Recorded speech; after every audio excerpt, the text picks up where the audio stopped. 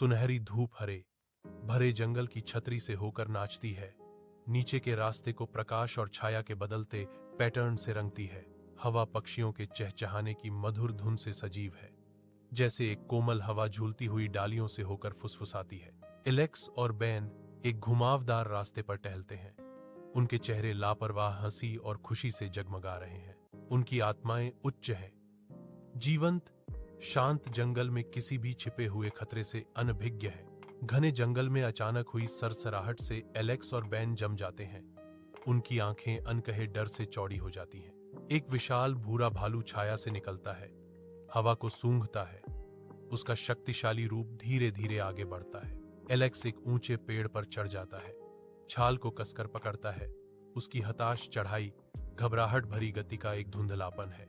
Ben जमीन पर बिल्कुल शांत लेटा हुआ है, अपनी सांस रोके हुए है, क्योंकि भालू उसके चेहरे को सूंघ रहा है।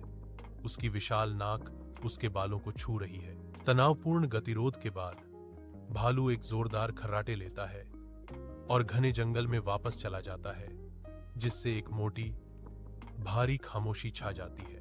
एलेक्स डर और जिज्ञासा से अपनी आंखें चौड़ी करके कांपते हुए गहरी कांपती हुई सांसें लेते हुए सावधानी से पेड़ से नीचे उतरता है।